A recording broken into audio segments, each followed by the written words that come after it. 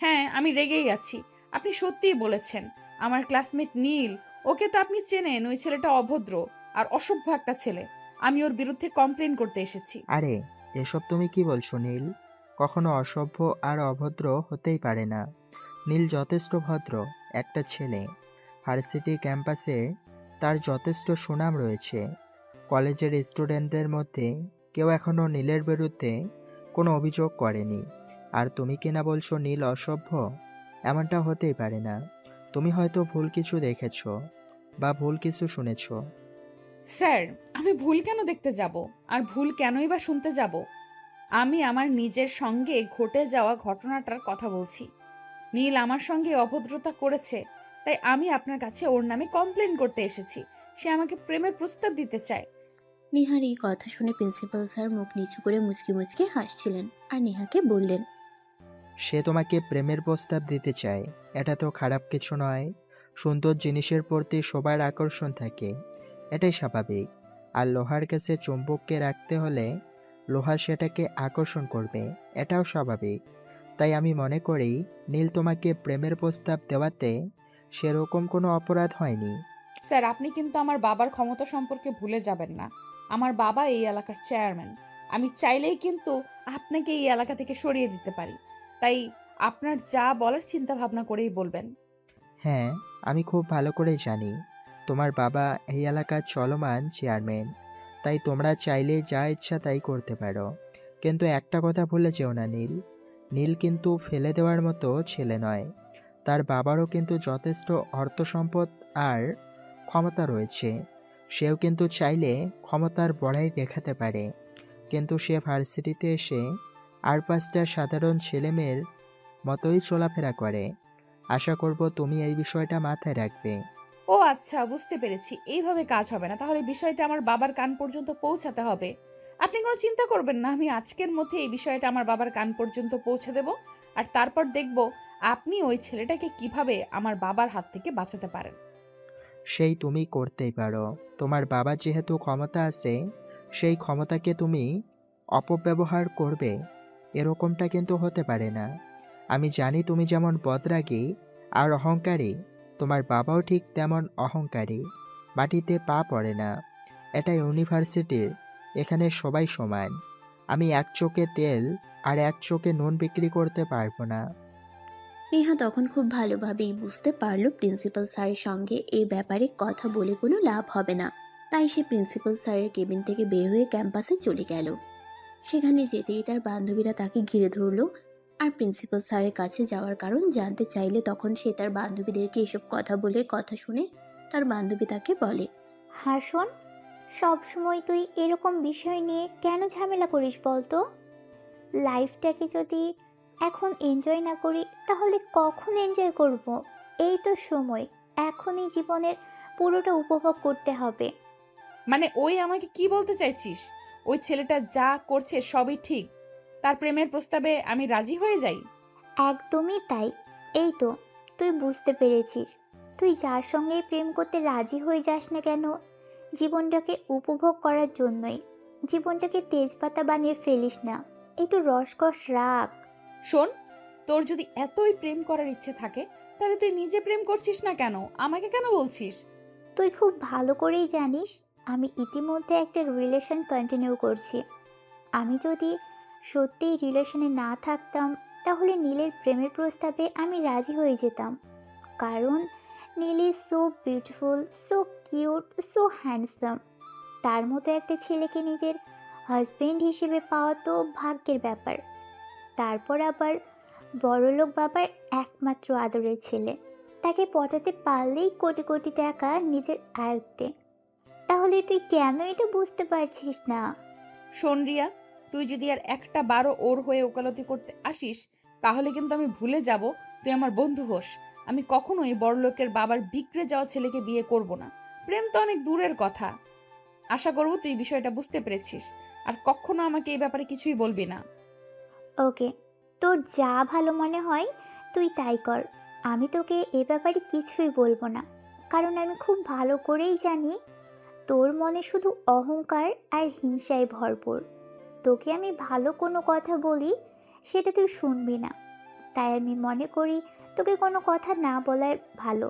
কোনো প্রয়োজন নেই, তোর যেটা ভালো মনে হয় তুই সেটাই কর। হায়, তুই একদম সঠিক বুঝতে পেরেছিস। আমাকে এসব ফালতু কথা বুঝিয়ে কোনো লাভ নেই। তোর এসব ফালতু কথাগুলো তোর অন্য কোনো বন্ধু বা কোনো বান্ধবীর জন্য রেখে দে।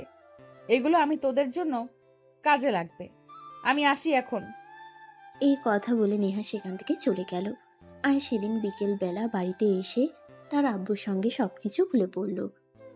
এত বড় সাহস ছেলেটার! কে এই ছেলে আর কি তার পরিচয় সেসব আমার জানার কোনো প্রয়োজন নেই। এই ছেলের ব্যবস্থা আমি করেই ছাড়বো। এত বড় দুঃসাহস কোথায় পেয়েছে আমার মেয়েকে প্রেমের প্রস্তাব দেওয়ার? হ্যাঁ আব্বু, ওই ছেলেটার খুবই দুঃসাহস, তাই তুমি ওকে দেখিয়ে দিবে তোমার ক্ষমতা কতটা। তুমি কোনো চিন্তা করো না, আমি দেখছি বিষয়টা। কার এত বড় সাহস যে কিনা ইউনিভার্সিটিতে গিয়ে আমার মেয়েকে প্রেমের প্রস্তাব দেওয়ার সাহস দেখায়, তাকে তো আমি আজ তো ছেড়ে দেব না। তার কলেজেটা ভুনা করে খেয়ে নেব। সে যত বড় বাপের ছেলেই হোক না কেন, সে ব্যাপারে আমার কোনো বিন্দুমাত্র মাথা ব্যথা নেই। নেহা তখন তার বাবার সঙ্গে নীলের বিরুদ্ধে আরো অনেক কিছু মিথ্যে কথা বলে সেখান থেকে চলে আসে। পরের দিন সকালবেলা যখন নীল ইউনিভার্সিটি যাওয়ার জন্য বাসা থেকে মোটর সাইকেল নিয়ে বের হয়, তখনই রাস্তায় কিছু লোক তার পথ আগলে দাঁড়ায়। নীল কিছু বুঝতে না পেরে বাইক থেকে নামে আর ওদের জিজ্ঞাসা করে, কি ব্যাপার? কে আপনারা?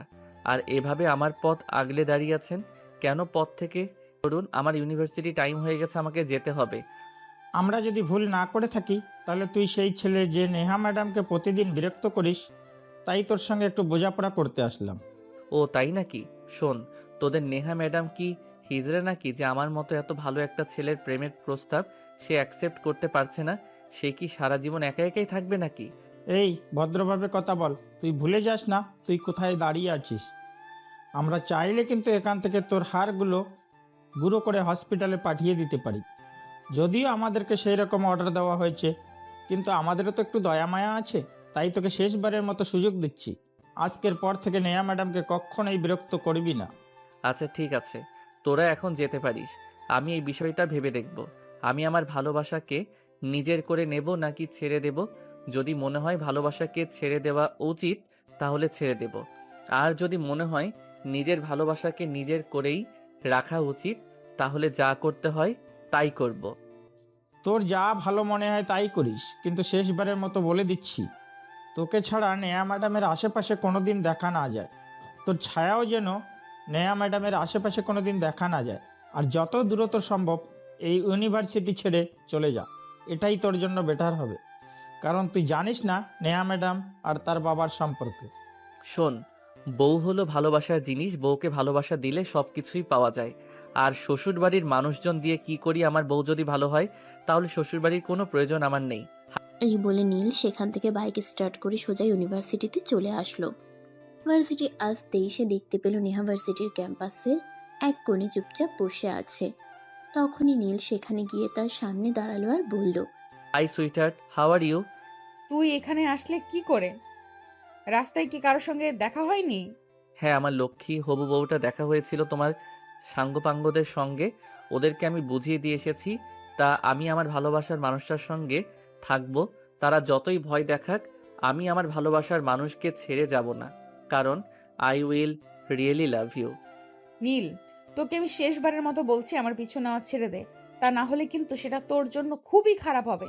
যেটা তুই এখন বুঝতে পারছিস না, কিন্তু যখন বুঝতে পারবি তখন খুব দেরি হয়ে যাবে। তখন কিন্তু আফসোস করে কোনো লাভ হবে না। ডার্লিং, ভয় আমাকে দেখিও না, কারণ আমি ভয় পাই না। ভয় কেন পাবো আমি?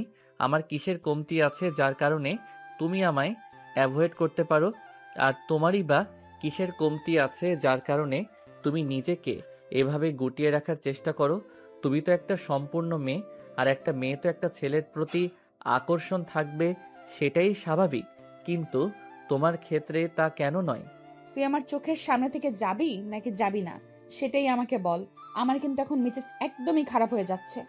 আরে ডার্লিং, সকালবেলা ভার্সিটিতে এসে তোমাকে একা একা দেখতে এলাম, তাই তো তোমার সঙ্গে একটু রঙ্গ রসের আলাপ করতে এলাম।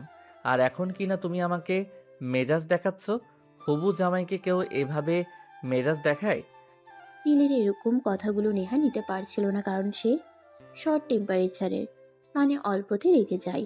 তাকে কেউ স্বাভাবিক কোনো একটা কথা বললেও তার মেজাজ খুব বেশি গরম হয়ে যায়। তাই সে সেখান থেকে উঠে দাঁড়ায় আর নীলের গালে ঠাস ঠাস করে কয়েকটা চড় মেরে বলল, এই, তোর কি লজ্জা বলতে জিনিসটাই নেই নাকি? তোকে আমি কতবার বলছি তুই আমার চোখের সামনে দাঁড়াবি না। আমি তোকে সহ্য করতে পারি না। তুই কেন বুঝতে পারছিস না? তোকে কোন মাটি দিয়ে তৈরি করে দিচ্ছে যেখানে লজ্জার ছিটে ফোঁটা পর্যন্ত নেই? তোমাকে যেই মাটি দিয়ে তৈরি করেছে, আমাকেও আল্লাহ পাকের রাব্বুল আলামিন সেই মাটি দিয়ে তৈরি করেছে। কারণ তুমি রাগী আর আমি তোমার ভালোবাসার কাঙালি। তোমায় ভালোবাসি প্রিয়সী। কেন তুমি বুঝতে পারো না তোমায় খুব ভালোবাসতে চাই? এই বলে নীল তখনই হুট করে নেহার গালে একটা কিস বসিয়ে দিল। নেহা তোর আগে একদম গজগজ করতে থাকলো।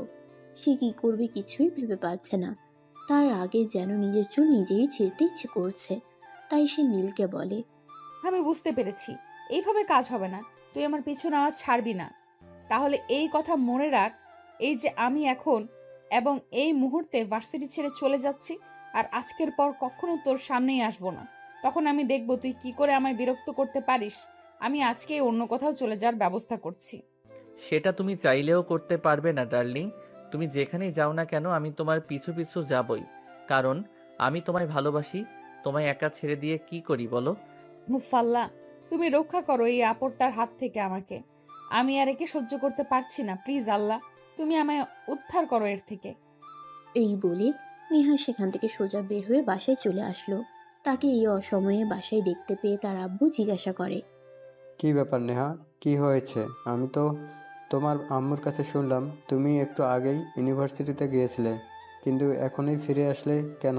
কোনো সমস্যা হয়েছে নাকি? আব্বু, আমি আর ইউনিভার্সিটিতে পড়াশোনা করব না। আমাকে তুমি অন্য কোথাও ভর্তি করানোর ব্যবস্থা করো। এখানে আমার পড়াশোনা করতে একটুও ভালো লাগছে না। কিন্তু মামুনি, এভাবে বললে তো হয় না। এখন বছরের মাঝামাঝি সময়, এখন তো কোনো ইউনিভার্সিটিতে ভর্তি নেবে না। তাই এই কয়টা দিন তোমার এই ইউনিভার্সিটিতেই পড়াশোনা করতে হবে। তারপর যা হয় দেখা যাবে। উফ আল্লাহ, আমি আর সহ্য করতে পারছি না। আচ্ছা ঠিক আছে, তাহলে তুমি প্রিন্সিপাল স্যারের সাথে কথা বলো আর আমাকে বাড়িতে রেখে পড়াশোনা করানোর ব্যবস্থা করো। কারণ আমি আর এই ইউনিভার্সিটিতে কোনোভাবেই যাব না। এখানে গেলেই নীল সারাক্ষণ আমাকে বিরক্ত করবে, আর এগুলো আমি সহ্য করতে পারছি না। আচ্ছা ঠিক আছে, কোনো সমস্যা নেই। আমি আগামীকালকে তোমার ইউনিভার্সিটিতে যাব আর প্রিন্সিপাল স্যারের সঙ্গে এই ব্যাপারে কথা বলবো। প্রয়োজন হলে এই ছেলেকে সঙ্গে আমি নিজে কথা বলবো। দেখে নিতে চাই তার কত বড় বুকের পাঠা, যে কিনা আমার মেয়েকে বিরক্ত করে। একজন রানিং চেয়ারম্যানের মেয়েকে বিরক্ত করার ফল কি হতে পারে সেটা হয়তো তারা জানা নেই। তুমি তো শুধু নিজের মুখেই বলছো, কিন্তু নিজের ক্ষমতার তো একটুও প্রয়োগ করছো না। কারণ আজকে যে ছেলেগুলোকে ওকে সাইজ করার জন্য পাঠিয়েছিলে, ওরা যদি নিজেদের ক্ষমতা দেখাতো, তাহলে কি নীল এতটা সাহস হতো যে আজকেও সে আমার সঙ্গে এসব অসভ্যতামি করত? ওরা তো আমার কাছে এসে বলল তারা নাকি ছেলেটাকে মেরে হাত পা একদম ভেঙে দিয়েছে। কিন্তু তারা মিথ্যা কেন বলল সেটাই তো বুঝতে পারছি না। ঠিক আছে, সমস্যা নেই, তুমি কোনো চিন্তা করো না, আমি তো আছি, আমি বিষয়টা দেখছি। অতঃপর নেহা কোনো কথা না বলেই চুপচাপ নিজের রুমে চলে গেল। সেদিন রাতের বেলা নেহা শুয়ে শুয়ে মোবাইল টিপাটিপি করতেছিল। তখনই হঠাৎ একটা অন্য নাম্বার থেকে ফোন আসলো। নেহা ফোনটা রিসিভ করতে চাইল না, কারণ সে সচরাচর অপরিচিত নাম্বারে ফোন রিসিভ করে না। আর তার ফোনে কখনো তেমন একটা অপরিচিত নাম্বার থেকে ফোন আসেও না। কিন্তু 2-3 বার ফোনটা বেজেই চলছিল, তাই সে ফোনটা রিসিভ করলো। কি ব্যাপার ডার্লিং, সেই কখন থেকে ফোন দিচ্ছি, তুমি আমার ফোন তুলছো না কেন? নাকি অভিমান করে আছো? এক্সকিউজ মি মিস্টার, কে আপনি? আর এরকম ভুলভাল বকছেন কেন? আপনি কাকে ফোন করেছেন? উফ ডার্লিং, আমি এতক্ষণ ধরে তোমার সঙ্গে কথা বলছি আর তুমি আমার কণ্ঠ শুনে বুঝতে পারছো না আমি কে আর কোথা থেকে বলছি? এতক্ষণে বুঝতে পেরেছি। বল, তুই আমাকে কেন ফোন করেছিস আর আমার নাম্বার কোথায় পেয়েছিস?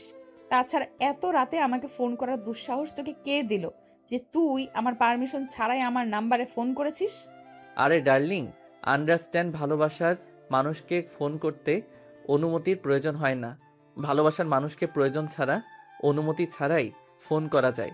তাছাড়া তুমি আজ সকালে যেভাবে আমার সঙ্গে রাগ দেখিয়ে ভার্সিটি থেকে চলে গেলে, আমি তো ভেবেছিলাম তুমি মনে হয় আমার ফোন ধরবে না, কিন্তু ভাগ্যক্রমে তুমি আমার ফোনটা রিসিভ করেছো। কিন্তু আজকের পর থেকে তুই কখনোই আমাকে ফোন দিতে পারবি না, কারণ আমি সিমটাই চেঞ্জ করে ফেলবো। আমি জানি নাম্বারটা তোকে কে দিয়েছে, তাই। আর আজকের পর থেকে তুই আমার সঙ্গে কোনো যোগাযোগ করতে পারবি না।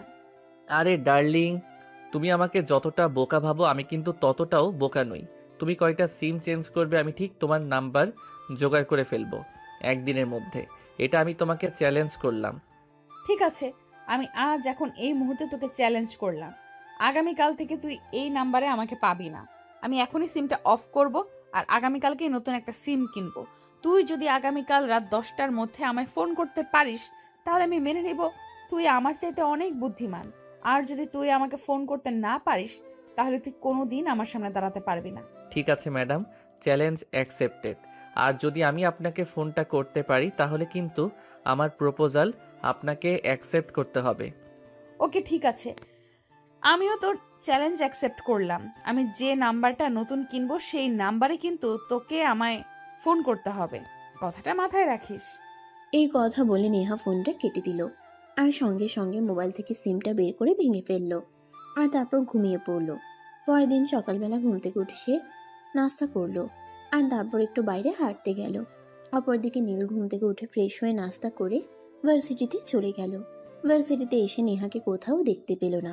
সে তার বন্ধুদের কাছে নেহার খোঁজ করছিল, কিন্তু কেউ নেহার কথা বলতে পারছিল না। তখনই হঠাৎ ভার্সিটির ক্যাম্পাসে একটা বড় গাড়ি আসতে দেখলো। সে মনে মনে ভাবলো এই গাড়িতে হয়তো নেহা এসেছে, তাই দৌড়ে সেখানে গেল সে। আর তখনই দেখতে পেল গাড়ি থেকে মধ্যবয়স্ক একজন ভদ্রলোক বের হচ্ছে। সে তখন সেখান থেকে চলে আসতে চাইছিল, তখনই ওই ভদ্রলোক তাকে উদ্দেশ্য করে বলে, এই ছেলে, তুমি কে? এই ইউনিভার্সিটিতে পড়াশোনা করো? হ্যাঁ আঙ্কেল, আমি এই ইউনিভার্সিটিতেই পড়াশোনা করি, কিন্তু আপনি কে? আপনাকে তো ঠিক চিনলাম না। আমাকে চেনবার কথাও নয়, কারণ আমি তো আজকের আগে কখনো ইউনিভার্সিটিতে আসিনি। যাই হোক, তোমাকে একটা কথা জিজ্ঞাসা করার ছিল। ফার্স্ট ইয়ারের নীল নামে কাউকে চেনো? হ্যাঁ আঙ্কেল চিনি, কিন্তু আপনি কে? আপনাকে তো চিনলাম না। আর নীলের সঙ্গে আপনার কি প্রয়োজন সেটা জানতে পারি? শোনো ছেলে, আমি তোমার চাইতে বয়সে বড়, তাই আমাকে প্রশ্ন করা থেকে বিরত থাকো। তুমি যদি ওই ছেলেটাকে চেনে থাকো তাহলে তাকে একটু ডেকে দাও, আমি তার সঙ্গে কথা বলতে চাই। I am sorry to say uncle, আমি নীল। বলুন আপনি কি বলবেন। ও আচ্ছা, তার মানে তুমি সেই বেয়াদব মার্কা ছেলেটা। আমার মেয়ে বলতো আমি বিশ্বাস করিনি, কিন্তু তোমাকে সামনাসামনি রেখে বুঝতে পারলাম তুমি আসলে কতটা বেয়াদব। ও, শ্বশুর মশাই, নিজের হবু জামাইকে এভাবে বলতে হয় না। জামাইকে আদর করে ভালোবেসে বুঝিয়ে বলতে হয়। এতক্ষণে আমি বুঝতে পেরেছি তুই কত নাম্বারের বেয়াদব। আসলে আমার মেয়ে একদম ঠিক কথাই বলেছিল, তুই সোজা কথায় মানুষ না। সোজা কথায় তোকে কাজ হয় না, তোর জন্য অন্য ব্যবস্থা করতে হবে। তুই কোনো চিন্তা করিস না, তোকে আমি আজকে ইউনিভার্সিটি থেকে প্রপারলি বের করে দেওয়ার বন্দোবস্ত করছি। শ্বশুর মশাই প্লিজ আপনি শান্ত হন, এত উত্তেজিত হবেন না। এত উত্তেজিত হওয়া ভালো নয়, আপনার ব্লাড প্রেশার বেড়ে যাবে। ঠান্ডা হন, আমি আপনার জন্য একটু চা নাস্তার ব্যবস্থা করি। বিয়ে বাড়িতে না আসেন, অন্তত হবু জামাইয়ের সঙ্গে দেখা করতে এসেছেন, একটু আদর আপ্যায়ন তো করতেই হবে।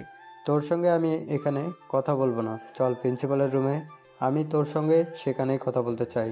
এই বলে নেহার আব্বু নীলের শার্টের কলার ধরে টানতে টানতে প্রিন্সিপালের কেবিনে নিয়ে আসলো। এটা দেখে প্রিন্সিপাল তো একদম অবাকের চূড়ান্ত সীমানায় পৌঁছে গিয়ে নেহার আব্বুকে বলে, আরে চেয়ারম্যান সাহেব, এটা আপনি কি করছেন? আপনি এক্ষুনি ওই ছেলেটার শার্টের কলার ছেড়ে দেন। কেন, এই ছেলেকে আর কি তার পরিচয় যে আমাকে এক্ষুনি তার শার্টের কলার ছেড়ে দিতে হবে? জানলে সে কত বড় বেয়াদবি করেছে আমার মেয়েকে প্রেমের প্রস্তাব দেওয়ায় মতো দুঃসাহস রেখে দেখিয়েছিল। আপনি আগে নীলের শার্টের কলার ছাড়েন, তারপর আমি আপনার সঙ্গে কথা বলছি। প্লিজ ও শার্টের কলার ছাড়েন, তা না হলে কিন্তু আপনার চেয়ারম্যান পদটাও থাকবে না বলে দিলাম।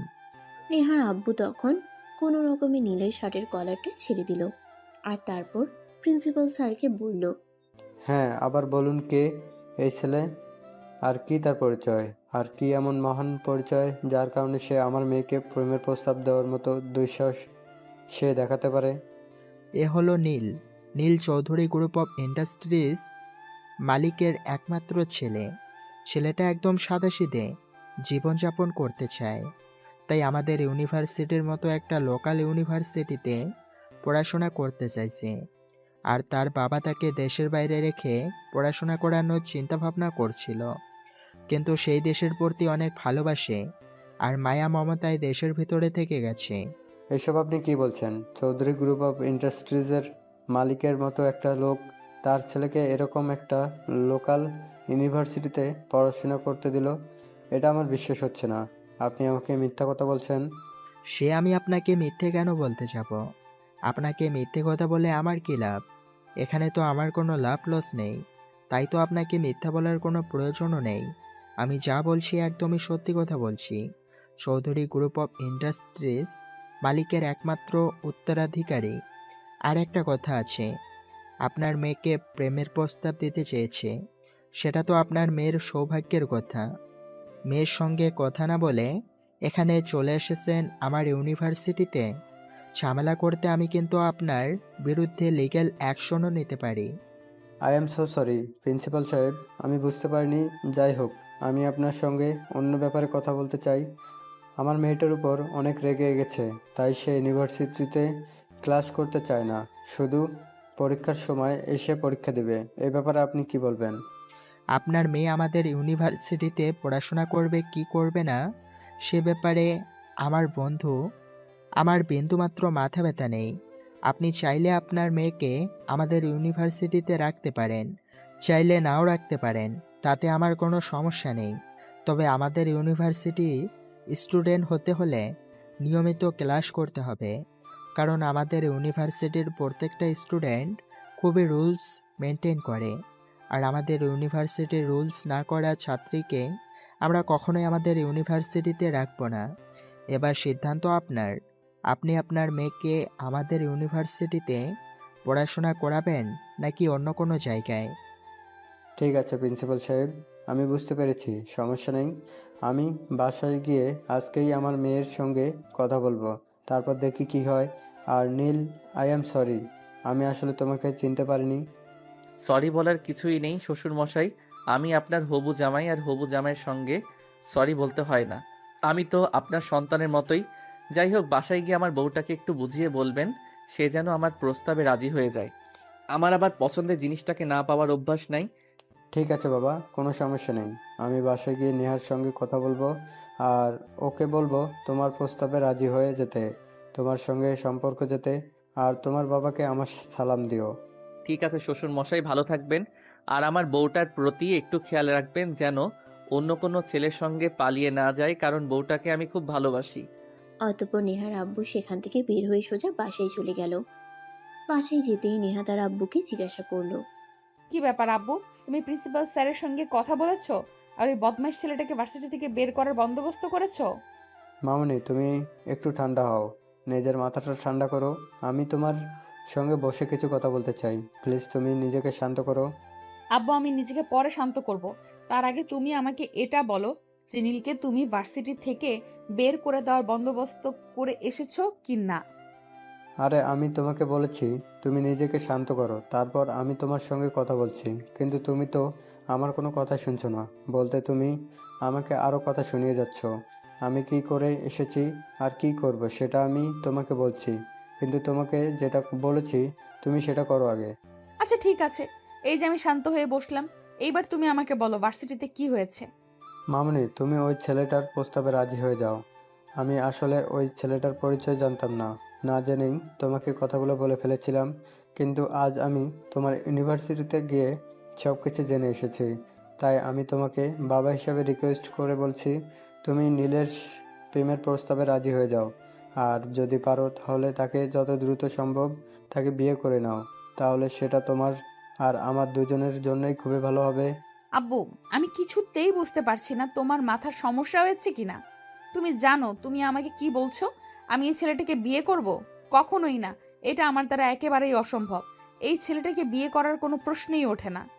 এইরকম অভদ্র, অসভ্য, ইতর, বদমাইশ মার্কা ছেলেকে আমি কেন, পৃথিবীর কোনো মেয়ে বিয়ে করবে বলে আমার মনে হয় না। তুমি নীলের সম্পর্কে কোনো কিছু জানো না বলেই এমন কিছু বলছো, কিন্তু তুমি কি জানো নীল চৌধুরী গ্রুপ অব ইন্ডাস্ট্রিজের মালিকের একমাত্র ছেলে? আমি আজকেই তার পরিচয় জানতে পেরেছি, তাই আমি তোমাকে বাবা হিসেবে রিকোয়েস্ট করে বলছি তুমি তাকে অ্যাকসেপ্ট করে নাও। তোমার কি মাথা খারাপ হয়ে গেছে? আমি এই ছেলেটাকে একসেপ্ট করব? কখনোই না। আমি আমার মতো একটা ছেলেকে বিয়ে করব, আর প্রয়োজন হলে অন্য চিন্তা ভাবনা করব, কিন্তু এই ছেলেটাকে আমি কোনোদিনই বিয়ে করব না। এই বলে নেহা তার আব্বুকে কোনো কথা বলার সুযোগ না দিয়ে সেখান থেকে চলে গেল। নেহার আব্বু ড্রয়িং রুমে বসে বসে চিন্তা করছিল যেভাবেই হোক মেয়েকে এই ছেলের পিছনে লাগাতেই হবে, কারণ ছেলের বাবার অনেক টাকা পয়সা আছে। এগুলো তো বিয়ের পর তার মেয়ের সম্পত্তি হবে। তাই নেহার বাবা ছিল খুব লোভী একজন মানুষ, তাই তো সে তার মেয়েকে নীলের পেছনে লেলিয়ে দেওয়ার চিন্তা করছিল। অপরদিকে নীল বাসায় ফিরে নেহার আব্বুর নাম্বারে ফোন করলো। আসসালামু আলাইকুম, কি অবস্থা, কেমন আছেন? আর আমার বউটা কেমন আছে? ওয়ালাইকুম সালাম বাবা, এই তো আল্লাহর রহমতে ভালো আছি।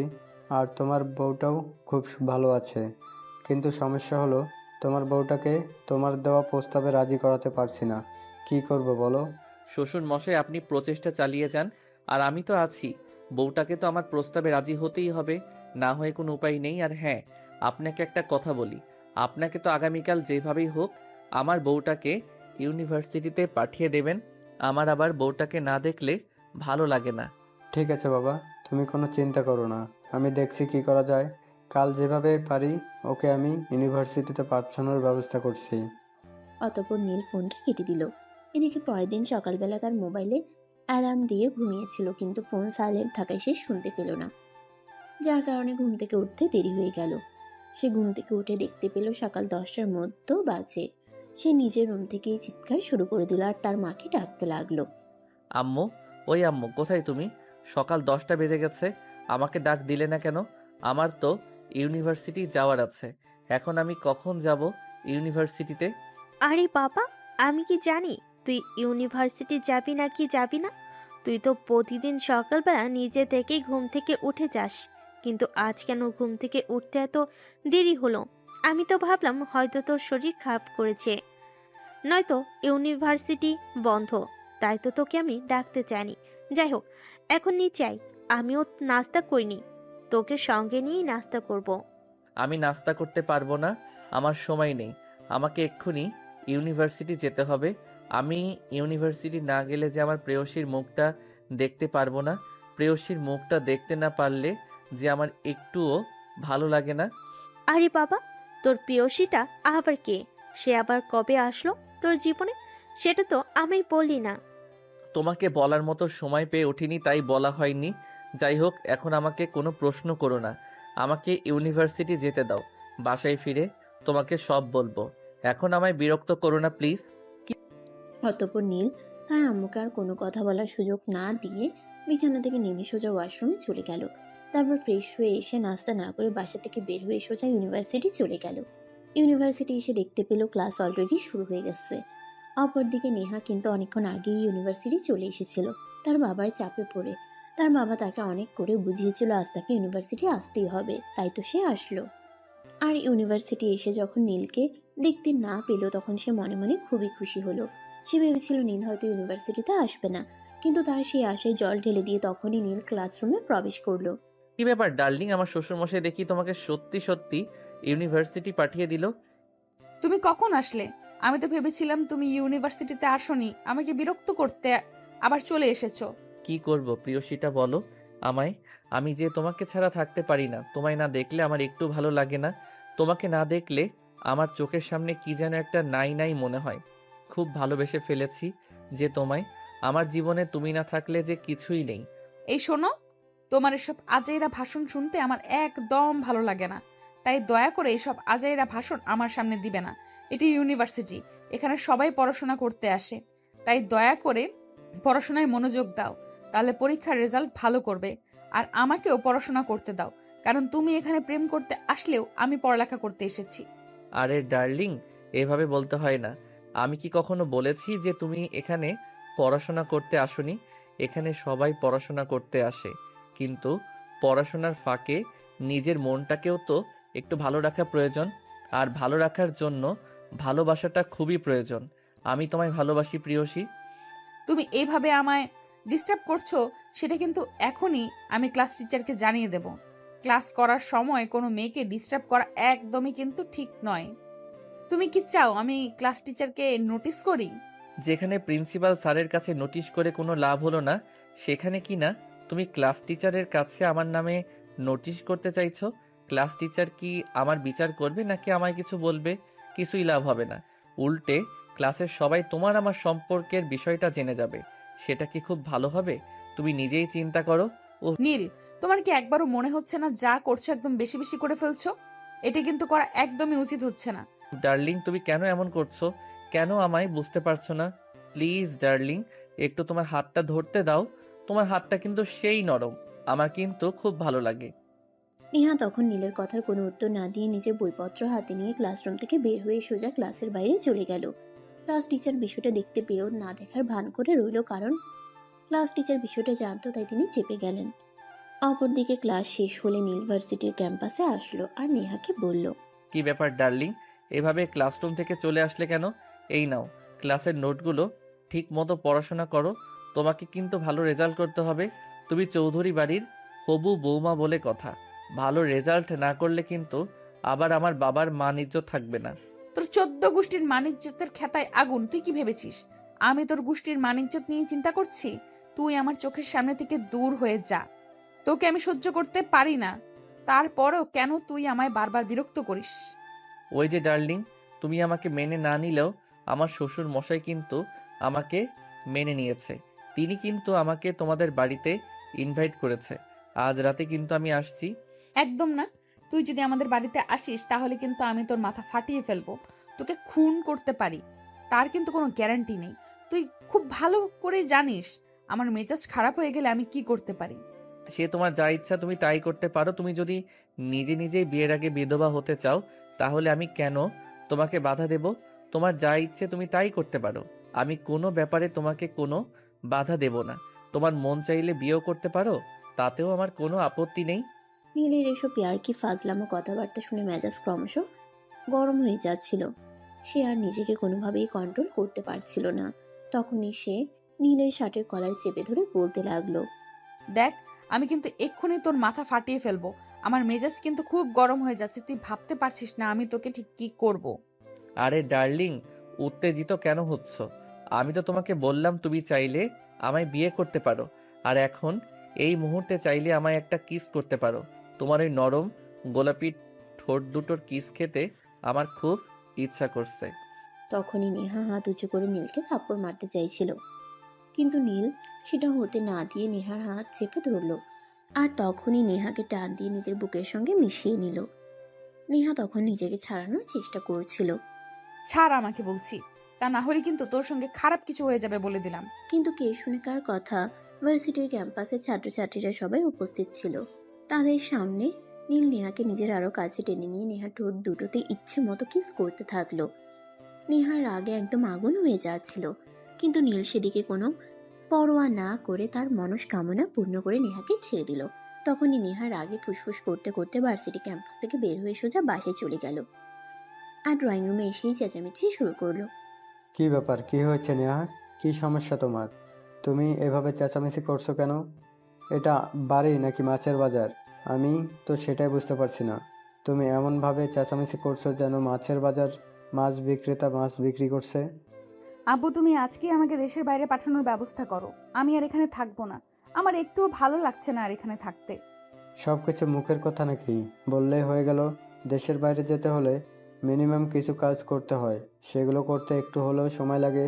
তুমি বললে আর হয়ে গেল, এরকমটা নয়। আমি কোনো কিছু জানি না আর জানতেও চাই না, আর কোনো কিছু জানার প্রয়োজন আছে বলেও আমি মনে করছি না। তোমাকে যেটা বলছি তুমি সেটাই করো। আমাকে আজকে দেশের বাইরে পাঠানোর ব্যবস্থা করো। আমি এখানে আর এক মুহূর্তও থাকবো না। ঠিক আছে, কোনো সমস্যা নেই, আমি দেখছি কি করা যায়। তুমি তোমার নিজের রুমে যাও আর নিজেকে একটু শান্ত করে আমি বিকেলের মধ্যেই কিছু একটা ব্যবস্থা করছি। নেহা তখন আচ্ছা ঠিক আছে বলে নিজের রুমে চলে গেল আর অপরদিকে নেহার আব্বু তাদের বাড়ির কাজের লোককে ডেকে আনলো আর বলল, শোনো, তুমি এক্ষুনি নেহার খাবারের মধ্যে কড়া ঘুমের ওষুধ মিশিয়ে দাও, যাতে আগামী এক সপ্তাহে নেহার ঘুম না ভাঙে। স্যার, আপনি এসব কি বলছেন? আপনি নিয়া ম্যাডামকে ঘুমের ওষুধ দিতে বলছেন? কিন্তু কেন? আপনি জানেন ঘুমের ওষুধে শরীরের জন্য কতটা ক্ষতিকর? শোনো, আমি খুব ভালো করেই জানি কোনটা শরীরের জন্য ক্ষতিকর আর কোনটা মনের জন্য ক্ষতিকর। তাই আমাকে কোনো কিছু বোঝাতে এসো না। তোমাকে যেটা বলেছি তুমি সেটাই করো। তুমি এখনই নেহাকে দুপুরে খাবার দিয়ে আসবে আর ওখানেই ঘুমের ওষুধ মিশিয়ে দিবে। আচ্ছা, সব ঠিক আছে, কিন্তু এরকম করার কারণটা কি? আমি কিছুই বুঝতে পারলাম না। পৃথিবীর ইতিহাসে মনে হয় আপনিই প্রথম বাবা যে কিনা নিজের মেয়ের খাবারের মধ্যে ঘুমের ওষুধ মেশাতে বলছেন। তোমাকে আমি অত কিছু চিন্তা করতে বলিনি। তোমাকে যেটা বলেছি তুমি সেটাই করো। তুমি এখনই নেহাকে দুপুরে খাবারের দিয়ে আসো। আর আমি যা করেছি নেহার ভালোর জন্যই করেছি। একটা কথা মনে রেখো, বাবা কিন্তু কখনো সন্তানের খারাপ কিছু করে না। হ্যাঁ স্যার, সেই জন্যই তো আমি খুব বেশি অবাক হচ্ছি। একটা বাবা কখনোই তার সন্তানদের খারাপ চায় না, কিন্তু আপনি কেন আপনার সন্তানকে ঘুমের ওষুধ দিতে চাইছেন? কাজের লোকের কথায় নেহার আব্বু কোনো উত্তর দিল না, সেখান থেকে চলে গেল। আর নেহাকে খুব তাড়াতাড়ি দুপুরের খাবার দিতে বলল। সার্ভেন্ট তখন কিচেন রুমে গিয়ে নেহার দুপুরের খাবার তৈরি করলো। আর খাবারের মধ্যে 4টা ঘুমের ওষুধ মিশিয়ে দিল যাতে নেহা খুব দ্রুত ঘুমিয়ে পড়ে। আর তারপর সেটা নিয়ে নেহার রুমে চলে গেল। ম্যাডাম, আমি আপনার দুপুরের খাবার নিয়ে এসেছি। আমি কি ভেতরে আসবো? হ্যাঁ, ভেতরে এসে খাবারটা দিয়ে যাও। আমার খুব ক্ষুধা পেয়েছে। সকালবেলা তো কিছু খাওয়ার সময় পেলাম না। আর ভার্সিটিতে গিয়েও মন মানসিকতা একদম ভালো ছিল না। এখন খাবার খেতেই হবে, তা না হলে আবার পেট ব্যথা শুরু হয়ে যাবে। হ্যাঁ ম্যাডাম, আর তাই তো আমি আপনার জন্য আজকে আপনার পছন্দের খাবার রান্না করেছি। আপনি তো সর্ষে ইলিশ আর চিংড়ির মালাইকারি খুব পছন্দ করেন। আমি এই দুইটোই আজকে আপনার জন্য রান্না করেছি। খেয়ে কিন্তু রিভিউ দিবেন। এই বলে সার্ভেন্ট নেহার রুমে খাবারগুলো রেখে সেখান থেকে বের হয়ে গেল। অপরদিকে নেহা হাত মুখ ধুয়ে এসে খাবারটা খেয়ে নিল। খাবার খেতেই তার কেমন যেন ঘুম ঘুম লাগছিল আর শরীরটা খুবই ক্লান্ত লাগছিল। তাই সে একটু বিছানায় গিয়ে শুইল। বিছানায় শোয়া মাত্রই সে কখন ঘুমিয়ে পড়লো সেটা বুঝতেই পারল না। অপরদিকে তার ঠিক আধা ঘন্টা পর নেহার আব্বু আবারও তাদের বাড়ির কাজের লোককে ডাক দিল। কি ব্যাপার, তোমাকে যে বলেছিলাম নেহার খাবারের ঘুমের ওষুধ মিশিয়ে দিতে, তুমি কি সেটা করেছো? হ্যাঁ স্যার, আমি তো অনেকক্ষণ আগেই নেহা ম্যাডামের খাবারে ঘুমের ওষুধ মিশিয়ে দিয়েছি। ম্যাডামকে দিয়েও এসেছি। এতক্ষণে ম্যাডাম মনে হয় খাবারটা শেষ করে নিয়েছে। ঠিক আছে, তুমি একবার নেহার রুম থেকে দেখে শুনে আর ওষুধে কাজ হয়েছে কিনা। সার্ভেন্ট তখন নেহার রুমে গেল আর সেখানে গিয়ে দেখতে পেল নেহা শুয়ে আছে। নেহা ঘুমিয়ে পড়েছে কিনা সেটা বুঝবার জন্য নেহাকে 2-3 বার ডাক দিল। নেহা কোনো সাড়া শব্দ করছিল না। সার্ভেন্ট বুঝতে পারলো নেহা ততক্ষণে ঘুমিয়ে গেছে। তাই সে নেহার বাবার রুমে ফিরে আসে আর নেহার বাবাকে বলে, স্যার, ম্যাডাম ঘুমিয়ে পড়েছে। আমি চেক করে দেখে এসেছি। ম্যাডামকে আমি 2 থেকে 3 বার ডাক দিয়েছি, কিন্তু ম্যাডাম কোনো সাড়া শব্দ করেনি। ঠিক আছে, কোনো সমস্যা নেই। আর এই নাও, এখানে পুরো 10,000 টাকা আছে। আমি যে আমার নিজের মেয়েকে ঘুমের ওষুধ দিয়েছি সেটা আবার তোমাকে দিয়ে, এটা কিন্তু জীবন চলে গেলেও কারো কাছে কোনোদিনও প্রকাশ করবে না। আচ্ছা ঠিক আছে, সবই বুঝলাম, কিন্তু এখন আপনি আমাকে এইটা বলুন যে আপনি এই কাজটা কেন করছেন? শোনো তাহলে, আমার মেয়েকে চৌধুরী গ্রুপ অফ ইন্ডাস্ট্রিজের মালিকের একমাত্র ছেলে নীল পছন্দ করে আর তাকে প্রেমের প্রস্তাব দিয়েছে। কিন্তু আমার মেয়েটা কোনোভাবে রাজি হচ্ছে না। আমার মেয়েটা তো এমন সিদ্ধান্ত নিয়েছে আমি যেন তাকে দেশের বাইরে কোথাও পাঠিয়ে দেই এই ছেলেটার সঙ্গে সম্পর্ক না করার জন্য। কিন্তু আমি তো চাই আমার মেয়েটা ওই ছেলেটার সঙ্গে সম্পর্ক করুক আর যেভাবেই পারুক ওই ছেলেটাকে বিয়ে করে নিক। কিন্তু তুমি তো জানো না আমার মেয়েটা কত অহংকারী আর রাগী। তাই আমার মেয়েটাকে একটু শান্ত রাখার জন্য আমাকে এই পথটা অবলম্বন করতে হলো। ঠিক আছে স্যার, আমি বুঝতে পেরেছি, কোনো সমস্যা নেই। আপনি নিশ্চিন্তে থাকুন, কাক পক্ষেও এই ব্যাপারে কিছুই জানবে না। এই বলে সার্ভেন্ট নেহার বাবার রুম থেকে বের হয়ে আসলো। নেহার বাবা তখনই নীলকে ফোন করলো আর সবকিছু খুলে বলল। এই না হলে আমার শ্বশুর মশাই বুদ্ধিমানের মতো একটা কাজ করেছেন। যাই হোক, আমার বউটাকে কিন্তু দেখে রাখবেন যেন কোনো সমস্যা না হয়। ঠিক আছে বাবা, কোনো সমস্যা নেই। তুমি আমার উপর সম্পূর্ণ ভরসা রাখতে পারো। ঠিক আছে বাবা, কোনো সমস্যা নেই। তুমি আমার উপর সম্পূর্ণ ভরসা রাখতে পারো। আমি তোমার ভালোবাসার মানুষটাকে কোনোভাবেই হারিয়ে যেতে দিব না। তোমার মতো জামাই পাওয়া ভাগ্যের ব্যাপার, এটা আমি হাতছাড়া করতে চাই না। ঠিক আছে শ্বশুর মশাই, আপনাকে অসংখ্য ধন্যবাদ বুঝবার জন্য। আর হ্যাঁ, আমি আগামীকালকে একবার আমার প্রিয় মানুষটাকে দেখতে আসবো। ঠিক আছে বাবা, কোনো সমস্যা নেই। তোমার যখন ইচ্ছে তখন তুমি আমার বাড়িতে এসে নেহাকে দেখে যেও। আমার কোনো আপত্তি নেই। অতঃপর নীল ফোনটা কেটে দিল। আর এদিকে পরের দিন সকালবেলা নীল যখন ঘুম থেকে উঠলো, ফ্রেশ হয়ে নাস্তা খাওয়ার জন্য টেবিলে গেল, তখনই তার আম্মু তাকে জিজ্ঞাসা করলো, কি ব্যাপার? আমি তোকে কিছু জিজ্ঞাসা করেছিলাম, কিন্তু তুই আমার কথার কোনো উত্তর দিসনি কেন? আমি তো ভাবছি তুই আমার কথারকে সম্পূর্ণ এড়িয়ে গেছিস। আরে আম্মু, এত চিন্তার কি আছে? আমি কি কখনো এমন কিছু হয়েছে যেটা তোমার কাছ থেকে লুকিয়েছি? তাহলে এখন কেন লুকাতে যাব আমি তোমার কাছ থেকে? কোনো কিছুই লুকাইনি। তাছাড়া আমি যখন কোনো কাজ করি তখন কিন্তু সবার আগে আমি আমার ফ্যামিলির মানুষদের জানাই। এটা তো তুমি খুব ভালো করেই জানো। হ্যাঁ, সেটা আমি জানি, কিন্তু তোকে জিজ্ঞাসা করেছিলাম তোর প্রেয়সীকে।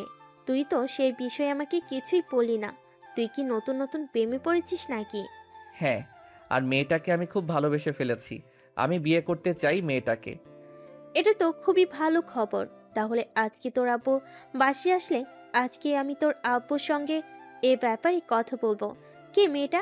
আর কি মেয়েটার পরিচয়? মেয়েটার কোনো ছবি আছে তোর কাছে? দেখাতে পারবি আমাকে?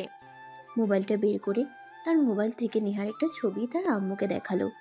ছবি দেখে তো তার আম্মু একদম প্রথম দেখাতেই পছন্দ করে ফেললো আর নীলকে বলল, মাশাল্লাহ, একদম পরীর বাচ্চা বলা চলে। আমার ছেলের পছন্দ আছে বলতে হয়, তা না হলে এত সুন্দর মেয়েকে পছন্দ করতে পারলো? হ্যাঁ আম্মু, আমি একটা সুন্দর একটা মেয়েকে পছন্দ করতে পেরেছি বলেই তো তুমি প্রথম দেখাতেই পছন্দ করে নিয়েছো। তা না হলে কি এটা করতে? কখনোই তো করতে না। তাই তো আমি তোমাদের পছন্দ হবে এমন একটা মেয়েকে চুজ করেছি। ঠিক আছে, কোনো সমস্যা নেই বাবা। আমি আজকে তোর আব্বুর সঙ্গে এভাবে কথা বলবো। যত দ্রুত সম্ভব মেয়ের ফ্যামিলির সঙ্গে যোগাযোগ করার চেষ্টা করব। কথা বলা শেষ করে ভার্সিটিতে চলে আসে। ভার্সিটি শেষ হলে সেই নেহাদের বাড়িতে গেল। নেহার বাবার পারমিশন নিয়ে সে নেহার রুমে গেল। নেহা তখন ঘরে ঘুমাচ্ছে। তখন সে নেহাকে ডেকে নেহার বাবার ঘরে আসলো আর তার বাবাকে বলল, আঙ্কেল, ঔষধে আবার কোনো ক্ষতি হবে না তো? আমার প্রিয়সীটার যদি আবার ঘুম না ভাঙে? চিন্তার কোনো কারণ নেই। আমি আমার মেয়েকে এমন কোনো ওষুধ দেইনি যেটা আমার মেয়ের ক্ষতি হবে। আর একটা কথা, তুমি হয়তো জানো না, আমি কিন্তু স্টুডেন্ট থাকাকালীন ফার্মাসিস্ট ছিলাম। তাই ওষুধের ব্যাপারে আমার মোটামুটি জ্ঞান আছে। তাই তোমার চিন্তার কোনো কারণ নেই। তার ঠিক 6 দিন পর ঘুম ভাঙবে। অতঃপর নেহার বাবার সঙ্গে আর কিছুক্ষণ কথা বলে নীল বাড়িতে চলে আসলো। এভাবেই কেটে গেল 6 দিন। আজ খুব টেনশন হচ্ছে, নেহা কি সত্যি ঘুম থেকে উঠবে নাকি অন্য কিছু হয়ে যাবে। তাই সে ভার্সিটিতে গেল না, সোজা বাসা থেকে বের হয়ে নেহাদের বাড়িতে চলে গেল। আর সেখানে গিয়ে দেখতে পেল নেহা তখনও ঘুমাচ্ছে। তখন প্রায় বিকেল 4টার মতো বাজে। তখনই নেহার ঘুম ভাঙলো। আর নেহা চোখ মেলে নীলকে দেখে একদম অবাক হয়ে বলল, কি ব্যাপার? তুমি কেন এখানে এসেছো? আমি কি তোমাকে এখানে আসার কথা বলেছি? আমি তো একটু পরেই দেশের বাইরে চলে যাব, শুধু তোমার জন্য। থ্যাঙ্কস গড, তাহলে তোমার ঘুম ভেঙেছে। আমি তো ভেবেছিলাম তোমার আর ঘুমই ভাঙবে না। আমি তো ভেবেছিলাম আমি হয়তো আমার প্রিয়সীটাকে হারিয়ে ফেলবো। যাই হোক, উপরওয়ালাকে অসংখ্য ধন্যবাদ যে তিনি তোমাকে ঘুম থেকে জাগিয়ে তুলেছেন। মানে এসব কি বলছো তুমি? আমি তো কিছুই বুঝতে পারছি না। ঘুম থেকে জাগিয়ে তুলেছেন মানে কি হয়েছিল এখানে?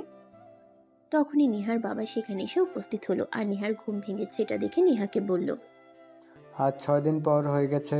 তুমি সেই দিন খাবার খেয়ে ঘুমিয়ে পড়েছিলে, আর 6 দিন পর আজ ঘুম থেকে উঠেছো। তোমার আর বিদেশে যাওয়া হয়নি, বুঝতে পেরেছো? মানে কি বলছো তুমি? আমি তো কিছুই বুঝতে পারছি না।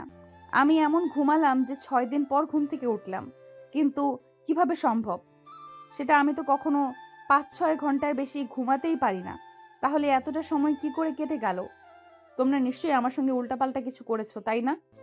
হ্যাঁ, আমরা যেটা করতে বাধ্য হয়েছি, কারণ নীল তোমাকে খুবই ভালোবাসে। কিন্তু তুমি নীলকে কোনো পাত্তা না দিয়ে উল্টে দেশ ছেড়ে চলে যাওয়ার চিন্তা করেছিলে। আমি বাবা হয়ে কিভাবে তোমাকে সেরকমটা করতে দেই? তাই তো আমি বাধ্য হয়ে তোমার খাবারের মধ্যে ঘুমের ওষুধ মিশিয়ে দিয়েছিলাম, যাতে তোমার বিদেশে যাওয়া না হয়। কারণ ভালোবাসা জীবনে একবারে আসে, ভালোবাসা বারবার আসে না। আর সঠিক মানুষকে কখনো অবহেলা করতে নেই। মানে তুমি আমার বাবা হয়ে আমাকে ঘুমের ওষুধ দিয়েছিলে? আমি বুঝতে পারছি না। আর তুমি আমার বাবা নাকি শত্রু? আমার ভাবতে অবাক লাগছে যে তুমি অপরিচিত একটা ছেলের জন্য আমাকে ঘুমের ওষুধ দিয়েছিলে। তুমি ভাবলে কি করে এই ছেলেটাকে আমি কোনোদিনও মেনে নেব? তুমি মেনে নেবে কি নেবে না সেটা তো একান্তই তোমার ব্যক্তিগত ব্যাপার। কিন্তু আমি তোমার ছবি আমার ফ্যামিলিকে দেখিয়েছি, তারা সবাই তোমাকে পছন্দ করেছে। আর আমার শ্বশুর মশাইয়ের সঙ্গেও কথা বলে নিয়েছি, আগামী সপ্তাহেই আমাদের বিয়ে হবে। তুমি পাগল নাকি মাথা খারাপ আমি সেটাই বুঝতে পারছি না। যেখানে আমি তোমাকে সহ্যই করতে পারি না, আর সেখানে আমি তোমাকে বিয়ে করব, এটা জাস্ট অসম্ভব। কোনোদিনও আমি তোমাকে বিয়ে করব না। যদি কখনো প্রয়োজন হয় তাহলে আমি সারা জীবন চিরকুমারী হয়ে থেকে যাব, কিন্তু তোমাকে আমি কোনোদিনও বিয়ে করব না, এটা মাথায় ঢুকিয়ে নাও। ওকে ডার্লিং, ঠিক আছে, কোনো সমস্যা নেই। তুমি আমাকে যাই কিছু বলো না কেন, আমি এক চুলও পিছপা হব না। আমি তোমায় ভালোবাসি, আর এই কথাটা সত্য। তাছাড়া তোমার ফ্যামিলি, আমার ফ্যামিলি যখন মেনে নিয়েছে, তাহলে তো তোমার রাজি থাকা বা না থাকাতে কিছুই যায় আসে না। এই বলে নীল বাড়িতে চলে আসলো আর তার আম্মুকে সবকিছুই খুলে বলল। সবকিছু শুনে তার আম্মু তাকে বলল, ঠিক আছে বাবা, সব কিছুই না হয় বুঝলাম, কিন্তু এরকম করাটা কি ঠিক হচ্ছে? আমি তো সেটাই ভাবতে পারছি না, কারণ মেয়েটা তোকে ভালোবাসে না মনে হয়। আম্মু, তুমি যে কি বলো না, আমি সেটাই বুঝতে পারি না। তোমার ছেলের মতো একটা ছেলেকে মানুষ ভালো না বেসে থাকতে পারে, এটা তুমি বলছো? আমি বিশ্বাস করি না। আজ না হোক কাল নেহাকে আমার ভালোবাসতেই হবে, আর এটা আমার প্রমিস। আচ্ছা বাবা, ঠিক আছে, কোনো সমস্যা নেই। তুই যখন মেয়েটাকে ভালোবাসিস, তখন আমরা যেভাবে পারি মেয়েটাকে তোর কাছে এনে দেব। এই কারণ তোর জন্মের পর কখনো এমন কিছুই হয়নি যে তুই আমাদের কাছে চেয়েছিস আর আমরা তোকে এনে দেইনি। হ্যাঁ, এটা ঠিক যে তোমরা সব সময় আমি মুখ ফুটে কোনো কিছু চাওয়ার আগে সেই জিনিসটা আমার সামনে এনে হাজির করেছো, আর সেই জন্যই তো আমি তোমাদেরকে এতটা ভালোবাসি। যাই হোক, এখন আর কথা বাড়াবো না, আমার একটু টায়ার্ড লাগছে, আমি রুমে গিয়ে বিশ্রাম করব। এই বলে নীল সেখান থেকে সোজা নিজের রুমে চলে গেল আর বিছানায় শুয়ে দিল লম্বা একটা ঘুম। পরের দিন সকালবেলা যখন ঘুম ভাঙলো, সে বিছানাতে শুয়ে শুয়ে নেহাকে ফোন করলো। নেহা নীলের নাম্বারটা দেখতে পেয়ে ফোন রিসিভ করলো না। নীল তখন একটা মেসেজ করলো তাকে। গুড মর্নিং আমার রানীটা, সেই কখন থেকে তোমাকে ফোন দিয়ে যাচ্ছি, কিন্তু তুমি আমার ফোন তুলছো না কেন? তুমি কি এখনো আমার উপর অভিমান করে আছো? প্লিজ তুমি আমার উপর অভিমান করে থেকো না, প্লিজ ফোনটা তোলো। কিন্তু তাতেও কোনো কাজ হলো না। মেয়ের সাথে দেখার পরও নীল আরো বেশ কয়েকটা ফোন দিয়েছিল। নেহা তার ফোন তুললো না, উল্টে ফোনটা সুইচ অফ করে রাখলো যাতে নীল আর তাকে ফোন দিয়ে বিরক্ত করতে না পারে। এদিকে নেহার ফোন সুইচ অফ দেখে নীলের মাথা একদম খারাপ হয়ে গেল। সে আর এক মুহূর্ত দেরি না করে বাসা থেকে বের হয়ে সোজা নেহাদের বাড়িতে চলে গেল আর ড্রয়িং রুমে দাঁড়িয়ে চিৎকার করতে থাকলো। এই নেহা, নেহা কোথায় তুমি? আমি সে কখন থেকে তোমাকে ফোন দিচ্ছি, তুমি আমার ফোন তুলছো না কেন? কি সমস্যা তোমার? কি ব্যাপার বাবা, কি হয়েছে? তুমি এই সকালবেলা এখানে এসে এভাবে চেঁচামেচি করছো কেন? তুমি কি নেহাকে ফোন করেছিলে? হ্যাঁ শ্বশুর মশাই, আমি আমার বউটাকে সেই কখন থেকে ফোন করছি, কিন্তু বউটা আমার ফোন তো তুলছেই না, উল্টেও ফোনটা সুইচ অফ করে রাখছে। আপনি বলুন, এগুলো কি মেনে নেওয়া যায়? আমি বুঝতে পারছি না কি সমস্যা আমার মেয়েটার। কেন আমার মেয়েটা এরকম করছে? কেন সে তার জীবনে সঠিক মানুষটাকে চুজ করতে পারছে না? তুমি একটা কাজ করো, নেহা নিজের রুমে রয়েছে, এখানে গিয়ে ওর সঙ্গে কথা বলো, দেখো কিছু করতে পারো কিনা। নীল তখন আর কোনো কথা না বলে সোজা উপরে নেহার রুমে চলে গেল। রুমের দরজা খোলাই ছিল, তাই সে দরজায় নক না করেই রুমে ঢুকে গেল। আর নেহা তখন ড্রেস চেঞ্জ করছিল। নীল সেদিকে লক্ষ্য না করে রুমের দরজা লক করে দিল। দরজা লক করার শব্দ শুনে তাকিয়ে একদম চিৎকার দিয়ে উঠল। এই অসম্ভব, এই তো লুচ্চা ছেলে। তোকে কে পারমিশন দিয়েছে আমার রুমে আসার, যখন কিনা আমি ড্রেস চেঞ্জ করছি? আর তখন তুই ভেতরে এসে দরজা নকও করে দিয়েছিস, লকও করে দিয়েছিস। আমি আমার বউয়ের রুমে আসবো কখন আর কিভাবে আসবো সেই ব্যাপারে আমি কোনোদিনও কাউকে কোনো কিছু জিজ্ঞাসা করব না। আমি আমার বউয়ের রুমে যখন ইচ্ছা তখন আসবো। এতে যদি তোমার প্রবলেম থাকে তাহলে তো আমার কিছু করার নেই। আমি বুঝতে পারি না তোর মাথায় সমস্যা নাকি পেটে। তোকে এত লজ্জা দিচ্ছি, তারপরও তোর লজ্জা হচ্ছে না। আর তারপর কিনা এখন তুই জোর করে আমাকে বউ বানাতে চাইছিস। এত সাহস তোর কোথা থেকে আসে? আমি তো সেটাই বুঝতে পারছি না। আমার কাছে নেই, আমার রুম থেকে বের হয়ে যাবে, তা না হলে কিন্তু খুব খারাপ হয়ে যাবে বলে দিলাম। আমিও দেখতে চাই তুমি কি খারাপ করতে পারো আমার সঙ্গে, সেটা দেখার বড্ড ইচ্ছে আমার। নেহা তখন রেগে মেগে নীলের দিকে এগিয়ে আসছিল নীলকে থাপ্পড় মারবে বলে, কিন্তু নীল তাকে সেই সুযোগটা না দিয়ে বিছানায় ধাক্কা মেরে ফেলে দিল আর তার উপর শুয়ে পড়ল। নেহা তাকে নিজের উপর থেকে সরানোর জন্য প্রাণপণ চেষ্টা করছে, কিন্তু কোনোভাবেই পেরে উঠছে না। নীল তাকে বিছানার সঙ্গে চেপে ধরলো আর তার ঠোঁট দুটোতে ইচ্ছে মতো কিস করতে থাকলো। আহ, সেই মিষ্টি ঠোঁট দুটো আগে জানলে তো আরো আগে বিয়েটা করে নিতাম। যাই হোক, সমস্যা নেই, কয়েকদিনের মধ্যেই তো বিয়ে করতে চলেছি। তুমি তো তারপর সম্পূর্ণ আমার হয়ে যাবে। তখন তার তোমাকে আদর করতে কোনো বাধা থাকবে না। যাই হোক, ঠোঁট দুটো কিন্তু খুবই মিষ্টি।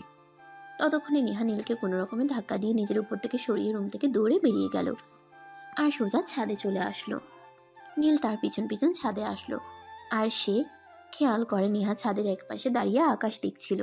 তখনই নীল পিছন থেকে তাকে জড়িয়ে ধরে আর বলে, কি ব্যাপার, বউটা আমার এভাবে আমাকে ধাক্কা মেরে ফেলে দিয়ে চলে আসলে কেন? তোমার বুকের উপর শুয়ে থেকে তো আমার ভালোই লাগছিল। তোমার ওই দুটো যা নরম, আমার তো মনে হচ্ছিল আমি কোনো তুলোর বালিশের উপর শুয়ে আছি। আমার না তোমার ওই ঠোঁট দুটো চুষে খেতে খুব ইচ্ছা করছে। প্লিজ চলো না, একবার রুমে একবার একটু টেস্ট করতে দাও। তুই আমার চোখের সামনে থেকে যা বলছি, তোর এসব নোংরা কথাবার্তা আমি আর সহ্য করতে পারছি না। তুই এক্ষুনি আমার চোখের সামনে থেকে চলে যা। আরে বাবা, এভাবে রেগে যাচ্ছ কেন? তুমি আমার বউ হতে চলেছ, আর তোমার সঙ্গে আমি একটু রোমান্টিক কথাবার্তা বলতেই পারি। এখানে নোংরা আসলো কোথা থেকে? বউয়ের সঙ্গে সব কথাই শেয়ার করা যায়। শোনো, শোন, শোন, আমি তোকে কোনোদিনও বিয়ে করব না, মাইন্ড ইট। তুমি আমাকে বিয়ে না করে থাকতেই পারবে না, কারণ তোমাকে বাধ্য হয়ে আমায় বিয়েটা করতে হবে। তোমার বাবাকে আমার বাবা পুরো 10 কোটি টাকা দিচ্ছে তোমাকে কিনে নেওয়ার জন্য। মিথ্যে কথা বলার জায়গা পেলি না? আমার বাবা তোর সঙ্গে আমার বিয়ে দেওয়ার জন্য তোর বাবার কাছ থেকে 10 কোটি টাকা নেবে? এটা আমাকে বিশ্বাস করতে হবে? কোনোদিনও না। এসব ফালতু পেঁচাল বাদ দিয়ে এখান থেকে চলে যা বলছি, আমার মেজাজ খারাপ হচ্ছে। আমি জানি তুমি আমার কথা বিশ্বাস করবে না। তুমি তোমার বাবার কাছে গিয়ে জিজ্ঞাসা করো, তোমার বাবা তোমাকে সবকিছু বলে দেবে। তখন আর তোমাকে কোনো দ্বিধা থাকবে না। ঠিক আছে, কোনো সমস্যা নেই, আমি এক্ষুনি আমার বাবার সঙ্গে কথা বলছি। আর যদি আমার বাবা এটা অস্বীকার করে তাহলে এর পরিণাম কি হবে তুই বুঝতে পারছিস না। আমি তোকে মিথ্যা মামলায় ফাঁসিয়ে জেলের ঘানি টানাবো, কথাটা মাথায় রাখিস। ঠিক আছে মাই ডিয়ার, কোনো সমস্যা নেই। তোমার আব্বু যদি বলে আমি মিথ্যা কথা বলেছি, তাহলে তুমি আমাকে যে শাস্তি দেবে আমি সেটাই মাথা পেতে নেব। কিন্তু যদি তোমার আব্বু স্বীকার করে, তাহলে তুমি কি করবে? তখন তো তোমাকে বাধ্য হয়ে আমাকে বিয়েটা করতে হবে, তাই নয় কি? ঠিক আছে, সেটা সময় হলেই দেখা যাবে কি করব আর না করব। কিন্তু এখন তুই আমার সঙ্গে আব্বুর কাছে চল। আমি তোকে সামনে রেখেই আব্বুকে জিজ্ঞাসা করতে চাই। আমি 100% নিশ্চিত আব্বু না বলবে, আর তারপর তোর মুখের অবস্থাটা যা হবে সেটাই আমি দেখতে চাই। এই কথা বলতে বলতে নেহা আর নীল দুজনেই ছাদ থেকে নেমে নেহার আব্বুর রুমে চলে আসলো। আর তারপর নেহা তার আব্বুকে বলল, আব্বু, এই ছেলেটা এসব কি বলছে? তুমি নাকি এই ছেলেটার সঙ্গে আমাকে বিয়ে দেওয়ার জন্য এই ছেলের আব্বুর কাছ থেকে পুরো 10 কোটি টাকা নিয়েছো? হ্যাঁ, একদম ঠিক কথাই বলেছেন। সামনে ইলেকশন আছে, আর ইলেকশনে আমার টাকাগুলো কাজে লাগবে। আর এতগুলো টাকা কখনোই কেউ আমাকে এমনি এমনি দেবে না। তাই আমি তোমার শ্বশুরমশাই এর কাছ থেকে টাকাগুলো পণ হিসেবে নিয়েছি, আর তাদের কথা দিয়েছি আমি তোমাকে নীলের সঙ্গে বিয়ে দেব। তোমার কি মাথায় সমস্যা হয়েছে নাকি? আমি সেটাই বুঝতে পারছি না। তুমি সামান্য কটা টাকার জন্য নিজের মেয়েকে একটা ছেলের হাতে তুলে দিতে চাইছো। তোমার কি একবারও লজ্জা করলো না? আমি তো তোমাকে বাবা হিসেবে পরিচয় দিতেই ঘেন্না বোধ করছি।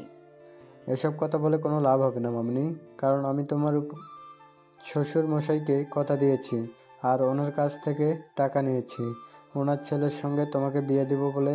তাই এখন তুমি যাই কিছু করো না কেন, আমার কিছুই করার নেই। আমার মান সম্মান রক্ষার্থে তোমাকে নীলকেই বিয়ে করতে হবে, এছাড়া আর কোনো পথ খোলা নেই। আমার মা জীবনের সবচাইতে বড় ভুলটা করেছিল তোমার মতো একটা মানুষকে নিজের জীবনে বিয়ে করে, আর সেই ভুলের মাসুল এখন আমাকে গুনতে হচ্ছে। আমার মা যদি আজ বেঁচে থাকতো তাহলে দেখতে আমি তোমাদের দুজনকে ঠিক কি করি। কিন্তু দুর্ভাগ্যবশত তোমার মনে এখন তোমার কিছুই করার নেই। তোমাকে বাধ্য হয়ে নীলকে বিয়েটা করতে হবে, তা না হলে তোমার বাবার মান ইজ্জত বলতে কিছু থাকবে না। নেহা তখন কোনো কথা না বলেই সেখান থেকে চলে যেতে চাইছিল। নীল তখনই পেছন থেকে তার হাতটা ধরে ফেললো আর বলল, তা মাই ডিয়ার বউটা, এবার তো তুমি আমার আব্বুর কাছ থেকে শুনে নিয়েছো। এবার তো তুমি তোমার আব্বুর কাছ থেকে শুনে নিয়েছো সব সত্যটা। তাহলে এখন তুমি কি করবে সেটাই আমাকে বলো। প্রয়োজন হলে গলায় দড়ি দিব, আত্মহত্যা করব, কিন্তু তোর মতো ছেলেকে আমি কোনোদিনও বিয়ে করব না। এটা তোর মাথায় ঢুকিয়ে নে। খুবই দুঃখের সঙ্গে জানাতে হচ্ছে যে তোমাকে এসব কোনো কিছুই করতে দেওয়া হবে না। তোমাকে আমার বিয়েটাই করতে হবে। এটাই তোমার জন্য ওয়ান অ্যান্ড অনলি অপশন। তোমার সামনে আর কোনো পথ খোলা নেই। যাই হোক, এত চিন্তা করে কোনো লাভ নেই। আমাকে বিয়ে করার জন্য নিজেকে মানসিকভাবে প্রস্তুত করো, কারণ বিয়ের পর তো তুমি তোমাকে নিয়ে চিন্তা করার মতো কোনো সময় পাবে না। সারাক্ষণ শুধু আমাকে নিয়ে চিন্তা করতে হবে। আমি যেসব কিছুই করব না, এত চিন্তা করে কোনো লাভ নেই। আমাকে তুই কোনোদিনও পাবি না, বললাম তো। প্রয়োজন হলে গলায় দড়ি দিব, আত্মহত্যা করব, কিন্তু তোর মতো ছেলেকে আমি কোনোদিনও বিয়ে করব না। আরে মামুনি, এভাবে কেন বলছো? নিজের জামাইয়ের সঙ্গে এভাবে কথা বলতে হয় না, সেটা তুমি জানো না? তোমাকে তো বলেছি তোমাকে বাধ্য হয়ে নীলকে বিয়েটা করতে হবে, কারণ আমি নীলের বাবার কাছ থেকে পুরো 10 কোটি টাকা নিয়েছি, তাই তোমার নীলকে বিয়ে না করে কোনো উপায় নেই। নেহা তখন কোনো কথা না বলেই সেখান থেকে চলে গেল আর নিজের রুমে গিয়ে ইচ্ছে মতো কান্না করতে থাকলো। কারণ সে এরকমটা কোনোদিনও কল্পনা করেনি তার বাবা তাকে টাকার জন্য একটা ছেলের কাছে বিক্রি করে দেবে, আর সেটাও কিনা নির্বাচন করবার টাকার জন্য। সে নিজের আম্মুকে অনেক বকাবকি করছে, কেন তার আম্মু তাকে জন্ম দিয়ে পরপারে চলে গেল, কেন তাকে সঙ্গে নিয়ে গেল না। এইসব চিন্তা করতে করতেই সে যে রুমে শুয়ে কখন ঘুমিয়ে গেছে সেটা তার খেয়ালই ছিল না। যখন তার ঘুম ভাঙলো তখন সে নীলকে নিজের বুকের উপর আবিষ্কার করলো। এটা দেখে তার শরীর একদম রাগে জ্বলে যাচ্ছিল। সে চিৎকার করে বলে উঠল, তোকে এত বড় সাহস কে দিয়েছে আমার রুমে, আমার বিছানায় আর আমার বুকের উপর শুয়ে থাকতে? তুই তো দেখছি বড্ডবার বেড়ে গেছিস। কিভাবে তুমি আমায় খুশি রাখবে, কিভাবে তুমি আমায় ভালো রাখবে, এগুলো সারাক্ষণ চিন্তা করতে হবে। কি করব বলো শ্বশুর মশাই? একটু জরুরি কাজে তোমাকে কিছু না বলে বাসা থেকে বের হয়ে গেছে, আর আমি তোমাকে একা একা বাসার ভিতরে রেখে চলে যাই কি করে? তাই তো আমি তোমার বাড়িতেই থেকে গেলাম। তাছাড়া আমি তোমার বাড়িতে অন্য একটা রুমে একা একা কেন থাকবো? যদি রাতের বেলা আমার ভয় লাগে, তাই তো আমি তোমার রুমে এসে শুয়ে থাকলাম। তোকে কে বলেছে আমি ভয় পাবো? এইসব ভণ্ডামি মার্কা কথাবার্তা আমার সামনে আর কখনোই বলবি না। এখনই তুই আমার রুম থেকে বের হয়ে চলে যা। আমি তোকে এই বাড়িতে দেখতে চাই না। এত রাতে আমি কোথায় যাব? এখন রাত প্রায় 3টার বেশি বাজে। এখন কি আমি রাস্তায় কোনো গাড়ি পাবো যেটা দিয়ে আমার বাড়িতে যেতে পারবো? তাছাড়া তোমার সঙ্গে ঘুমাতে আমার বেশ কমফোর্টেবল লাগছে। তাহলে আমি কেন এত শান্তির জায়গা ছেড়ে চলে যাব? আমি এত শান্তিনিকে জায়গা ছেড়ে কোথাও যেতে চাই না। আমি সারা জীবন তোমার বুকের মধ্যেই থেকে যেতে চাই। আর আমি তোকে জাহান্নামে পাঠাতে চাই। এই কথা বলেই নেহা নিজের শরীরের সমস্ত শক্তি দিয়ে নীলকে ধাক্কা দিয়ে একদম ফ্লোরে ফেলে দিল। নীল কোমরে প্রচন্ড ব্যথা পেল, সে ব্যথায় কোকড়াতে থাকলো। ও মা গো, বাবা গো, মরে গেলাম গো! এত জোরে কেউ নিজের জামাইকে মারে? সেটা আমার জানা ছিল না। এই প্রথমবার তোমাকে দেখে বুঝলাম। যাই হোক, যাই কিছু করো না কেন, তুমি কিন্তু তোমার পাশ থেকে আমাকে কোনোভাবেই সরাতে পারবে না। তাই এইসব প্রচেষ্টা করে কোনো লাভ হবে না। আল্লাহ, তুমি আমায় রক্ষা করো। কোন পাপ করেছিলাম জানি না, যার কারণে এরকম ফল ভোগ করতে হচ্ছে। এই শোন, তোকে যদি এখানে থাকতে হয় তাহলে হয় তুই অন্য রুমে গিয়ে ঘুমাবি, নয়তো সোফায় ঘুমাবি। আমার বিছানায় তোর কোনো জায়গা হবে না। ঠিক আছে, কোনো সমস্যা নেই। আমি সারা রাত সোফায় শুয়ে শুয়ে কাটিয়ে দেব, কোনো সমস্যা নেই। তুমি ঘুমাও, আমি তোমায় পাহারা দিচ্ছি। ভয় পেও না, আমি এখান থেকে যাব না। নেহা তখন মুখটাকে একটা ভেঙচি মেরে ঘুমিয়ে পড়লো অপরদিকে ফিরে। কোনো কথা না বলে বাসা থেকে বের হয়ে সোজা বাইরে চলে আসে। সকালবেলা যখন তার ঘুম ভাঙলো তখন সে দেখতে পেল নীল সোফায় শুয়ে ঘুমাচ্ছে। সে কোনো কথা না বলে বাসা থেকে বের হয়ে সোজা বাইরে চলে আসলো। রেস্টুরেন্টে এসে নাস্তা করলো আর তারপর গাড়ি নিয়ে বের হয়ে পড়লো ঘুরবার জন্য। সে একটা পার্কের বেঞ্চে এসে বসলো। তখনই নীল সেখানে এসে উপস্থিত হলো আর তাকে বলল, কি ব্যাপার, তুমি সকালবেলা ঘুম থেকে উঠে কাউকে কিছু না জানিয়ে এখানে চলে এসেছো কেন? তুমি জানো আমি তোমাকে কত জায়গায় খুঁজেছি, কোথাও তোমাকে খুঁজে পাচ্ছিলাম না, আর কতটা টেনশন হচ্ছিল আমার। আল্লাহ, তুমি আমাকে এই ছেলের হাত থেকে রক্ষা করো। আমি তো আর একে সহ্য করতে পারছি না। আমি তোকে কোনো কিছু না জানিয়ে এখানে চলে আসলাম একটু নিরিবিলি থাকার জন্য, আর তুই এখানে চলে এসেছিস আমাকে বিরক্ত করার জন্য। তোকে কি এটা ছাড়া আর কোনো কাজ নেই? না মাই ডিয়ার বউটা, আপাতত আমার বউকে সময় দেওয়া ছাড়া আমার আর কোনো কাজ নেই। না মাই ডিয়ার বউটা, আপাতত আমার বউকে সময় দেওয়া ছাড়া আমার আর কোনো কাজ নেই। এই মুহূর্তে আমার বউটাকে 24 ঘন্টা সময় দেওয়াটাই আমার কাজ। যাই হোক, আমি তোমাকে যেটা বলতে এলাম, আব্বু আমাকে একটু আগে ফোন করেছিল, বলল তোমাকে নিয়ে একবার শপিং মলে যেতে, তোমার বিয়ের বেনারসি আর জুয়েলারিগুলো একবার দেখে নিতে। যেখানে তোকে বিয়ে করার কোনো ইচ্ছেই আমার নেই, সেখানে আমি যাব জুয়েলারি আর বেনারসি পছন্দ করতে? শোন, আমি তোকে বিয়েই করছি না, আর এইসব করার তো কোনো প্রশ্নই ওঠে না। তোর যা ইচ্ছা তাই করতে পারিস। সেটা বললে তো হবে না। এখন এই মুহূর্তে আমি তোমাকে জোর করে হলেও শপিং মলে নিয়ে যাব, আর তোমার বিয়ের বেনারসি আর অর্নামেন্টসগুলো তোমাকেই চুজ করতে হবে। এই বলে নীল সেখানে আর এক মুহূর্ত দেরি না করে নেহাকে সোজা পাজা কোলে তুলে নিল আর গাড়ির ভিতরে বসিয়ে দিল। বক বক করেই চলেছে। আমি যাব না তোর সঙ্গে। আমাকে তুই গাড়ি থেকে নামিয়ে দে, তা না হলে কিন্তু আমি চলন্ত গাড়ি থেকে লাফ দিয়ে নেমে যাব। তখন কিন্তু তোকে ঝামেলায় পড়তে হবে। তুই আমাকে নামিয়ে দে। চুপচাপ গাড়িতে বসে থাকো বলছি। এখন কিন্তু একদম বেশি বাড়াবাড়ি হয়ে যাচ্ছে। এর পরিণাম কিন্তু খুবই খারাপ হবে, যেটা তুমি কল্পনাও করতে পারবে না। তাই কথা না বলে চুপচাপ গাড়িতে বসে থাকো। আর আমি তোমাকে যেটা করতে বলছি তোমাকে সেটাই করতে হবে। তুমি শপিং মলে যাবে, সেখানে তোমার বিয়ের বেনারসি আর অর্নামেন্টস চুজ করবে। তারপর আমি তোমাকে বাসায় দিয়ে আসবো। আমি কিচ্ছু করব না। তোকে আমি বিয়ে করব না, এইসব করার তো কোনো প্রশ্নই ওঠে না। তুই আমার আব্বুর টাকা দিয়েছিস। তুই আমার আব্বুকে টাকা দিয়েছিস। তুই আমার আব্বুর কাছ থেকে টাকাগুলো ফিরিয়ে নিবি, এটা আমার আদেশ। আর যদি তুই সেটা না করিস তাহলে কিন্তু আমি তোকে এমনিতে তো বিয়ে করবই না, এরপর যে তোর সাথে কি করব সেটা তুই কল্পনাও করতে পারবি না। আরে বাবা, বললাম তো তোমাকে আমাকে বিয়ে করতে হবে, এছাড়া অন্য কোনো উপায় নেই। অধমা নীল আর কোনো কথা না বাড়িয়ে সোজা নেহাকে নিয়ে শপিং মলে চলে আসলো। আর সেখানে নেহাকে তার বিয়ের বেনারসি আর অর্নামেন্টস চুজ করতে বলা হলো। নেহা প্রথমে অনেক খাটতারামি করছিল, কিন্তু নীলের জেদের কাছে সে টিকতে পারল না। অবশেষে সে সব কিছু পছন্দ করলো। আর তারপর নীল কেনাকাটা শেষ হলো, নেহাকে বাসায় পৌঁছে দিয়ে বাসায় চলে আসলো। বাসায় আসতেই তার আম্মু তাকে বলল, কি ব্যাপার নীল, তোর আব্বুর কাছে শুনলাম তোর আব্বু নাকি তোকে বলেছিল নেহাকে নিয়ে শপিং মলে যেতে আর বিয়ের কেনাকাটা করতে, তো করেছিস নাকি? হ্যাঁ আম্মু, যা যা লাগবে সবকিছুই কিনে দিয়েছি আর সবকিছুই নেহার বাড়িতে পৌঁছে দিয়ে এসেছি। কোনো সমস্যা নেই। এখন তোমরা প্রস্তুতি নিতে থাকো। আগামীকালকে তো হলুদ আর তারপর দিনই বিয়ে। হ্যাঁ বাবা, তুই কোনো চিন্তা করিস না, সমস্ত প্রস্তুতি নেওয়ার শেষ হয়ে গেছে। এখন শুধু অপেক্ষায় আছি কখন নেহাকে বউ বানিয়ে এই বাড়িতে নিয়ে আসবো। এভাবেই মা ছেলে কথা বলতে বলতে নিজেদের রুমে চলে গেল। এরপর চলে গেল 2 দিন। হলুদের পর্ব শেষ হয়ে গেল। আজ নীল আর নেহার বিয়ে। সকালবেলা থেকেই বাড়িতে তোড়জোড় শুরু হয়ে গেছে। নীলকে সকালবেলায় সাজানো হয়েছে। তার চাচাতো ভাই বোনেরা তাকে অনেক সুন্দর করে শেরওয়ানি পরিয়েছে। দেখতে একদম মাশাআল্লাহ রাজপুত্রের মতো লাগছে। আমার রাজপুত্রের উপর কারো নজর না লাগুক, ভালো থাকুক আমার ছেলেটা, তার ভালোবাসার মানুষকে নিয়ে আশীর্বাদ রইল। ধন্যবাদ আম্মু, দোয়া করো যেন জীবনে ভালো কিছু করতে পারি এবং তোমাদের সবাইকে সঙ্গে নিয়ে ভালো থাকতে পারি। আল্লাহ পাক রাব্বুল আলামিন যেন আমাকে সেই তৌফিক দেন। হ্যাঁ বাবা, তুই আমাদের একমাত্র আদরের রাজপুত্র, তোর জন্য সবসময় দোয়া আর ভালোবাসা থাকবে। জীবনে তুই অনেক সুখী হ।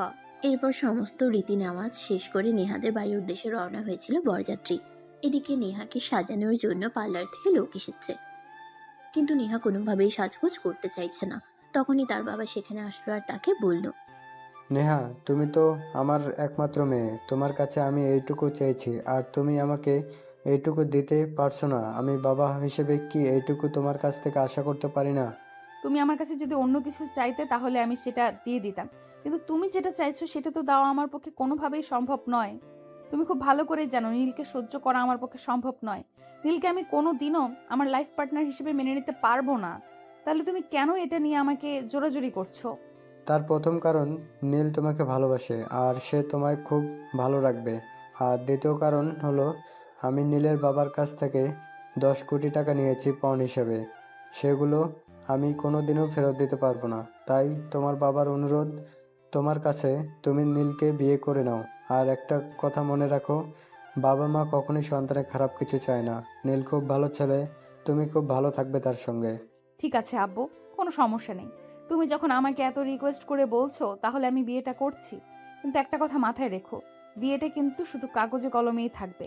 নীল কিন্তু কোনো দিনই আমাকে প্রপারলি স্ত্রী হিসেবে পাবে না। একটা মানুষ যদি ভালোবেসে কাউকে নিজের করে নিয়ে তার কাছে থেকে ভালোবাসা না পায়, তাহলে সেই মানুষটাকে তো আর তার জীবনে কোনো প্রয়োজন নেই। থাক মা, বিয়ে করতে হবে না তোমাকে। তুমি তো চাও তোমার বাবা অপমানিত হোক। ঠিক আছে, তাহলে তাই হবে। এই কথা বলে নেহার আব্বু সেখান থেকে চলে যেতে চাইছিল। তখন নেহা পেছন থেকে তার আব্বুকে বলল, তোমাকে অপমানিত হতে হবে না। তুমি আমার বাবা, তুমি আমার জন্য জীবনে অনেক কিছু করেছো। আমার মা না থাকার পরেও তুমি কোনোদিনও আমাকে মায়ের অভাব বুঝতে দাওনি। তুমি যখন চাইছো আমি নীলকে বিয়ে করি আর তার সঙ্গে সংসার করি, ঠিক আছে, আমি সেটা মেনে নিলাম। আলহামদুলিল্লাহ, তোমাকে অসংখ্য ধন্যবাদ মামুনি বোঝার জন্য। যাই হোক, তাহলে তুমি তাড়াতাড়ি রেডি হয়ে নাও, কাজী সাহেব এখনই চলে আসবে। বরযাত্রীও কাছাকাছি চলে এসেছে। নেহা তখন রেডি হয়ে নিল। অপরদিকে বরযাত্রী যতক্ষণে চলে এসেছে আর তাদের খাওয়া দাওয়া চলছে, কিন্তু কাজী সাহেব এখনো আসেনি, তাই কাজী সাহেবের জন্য অপেক্ষা করা হচ্ছে। খাওয়া দাওয়া শেষ হওয়ার প্রায় আধা ঘন্টার মধ্যেই কাজী সাহেব সেখানে চলে আসলো আর বিয়ের কাজ সুসম্পন্ন করলো। অতঃপর নেহাকে নীলদের বাড়িতে নিয়ে আসা হলো। এদিকে রাতের খাওয়া দাওয়া শেষ করে সবাই নিজেদের রুমে চলে যাচ্ছে। অপরদিকে নেহা রুমে বসে বসে নীলের জন্য অপেক্ষা করছে। আজ বাসরাত বলে কথা, সবার জীবনে এই রাত শুধু একবারই আসে। প্রত্যেকটা মেয়ের এই রাত নিয়ে অনেক স্বপ্ন থাকে, নেহারও আছে, তাই তো সে ইচ্ছার বিরুদ্ধে বিয়ে করলেও নীলের জন্য বসে বসে অপেক্ষা করছে। রাত প্রায় 1টার কাছাকাছি বাজে। নীল তখন রুমে প্রবেশ করলো আর দরজাটা লাগিয়ে দিয়ে শেরওয়ানি খুলে সোফায় এসে শুয়ে পড়ার চেষ্টা করছিল। তখনই নেহা বিছানা থেকে নেমে সেখানে আসে আর তাকে বলে, কি ব্যাপার, তুমি এতক্ষণ কোথায় ছিলে আর রুমে এসে সোফায় শুয়ে পড়ছো কেন? বিছানায় তো অনেক জায়গা আছে। বিয়েটা আমি তোমাকে জোর করে করেছি, কিন্তু তোমার কাছ থেকে কোনো কিছু আমি জোর করে আদায় করতে চাই না। ভালোবাসা তোমার কাছ থেকে জোর করে পাওয়ার কোনো ইচ্ছেই আমার নেই। মানে আমি কিছুই বুঝতে পারছি না। এতদিন যা ছিল সবই অভিনয়। তুমি আমাকে ভুলিয়ে ভালিয়ে বিয়েটা করে আর এখন অ্যাভয়েড করতে চাইছো? এটা তো আমি কোনোদিনই হতে দেব না। আমি নেহা, আমি কখনোই হার মানতে শিখিনি। আর আজ তুমি আমাকে ভুলিয়ে ভালিয়ে বিয়ে করে বাসর রাতে আমাকে একা একা ঘুম পাড়াবে? এমনটা তো হতে পারে না। তুমি তো আমাকে বিয়েটাই করতে চাওনি, তাহলে এসব কথা কেন বলছো? তুমি তো চাও না আমি তোমাকে ভালোবাসি, আদর করি, নিজের ভালোবাসায় আগলে রাখি। শোনা, যা হওয়ার হয়ে গেছে, সেই সব কিছু ভুলে যাও। এখন তুমি আর আমি হাজব্যান্ড ওয়াইফ। আমাদের মধ্যে ভালো একটা সম্পর্ক তৈরি করা খুবই প্রয়োজন। আমাদের মধ্যে ভালো একটা বন্ডিং রাখা খুবই প্রয়োজন, কারণ এখন আমরা হাজব্যান্ড ওয়াইফ। এখন যদি আমাদের মধ্যে সম্পর্ক খারাপ হয় তাহলে সবাই এটা নিয়ে কথা বলবে, আমাদের কথা শোনাবে। সেগুলো আমি সহ্য করতে পারবো না। তাহলে আর দেরি করছো কেন? চলো বিছানায়। দীর্ঘ 23 বছর ধরে একটা রাতের জন্য অপেক্ষা করছি, আর সেটা এখানে বসে বসে গল্প করে নষ্ট করব? তোমাকে কে বলেছে এখানে বসে বসে গল্প করে সময় নষ্ট করবার জন্য? আমি তো সেই কখন থেকে তোমার জন্য অপেক্ষা করছিলাম। তুমি তো এতক্ষণ লেট করলে। আমি তো ভেবেছিলাম তুমি আমাকে মেনে নেবে না, কারণ বিয়ের আগে যেরকম কথাবার্তা বলেছিলে তাতে তো আমি সম্পূর্ণ ভেবে নিয়েছিলাম যে তুমি আমাকে কোনোদিনও গ্রহণ করবে না। আমি যদি তোমাকে জোর করে বিয়েও করি তারপরে তুমি আমাকে মেনে নেবে না, তাই তো আমি আমার বন্ধুদের সঙ্গে আড্ডা মেরে এতক্ষণে রুমে আসলাম।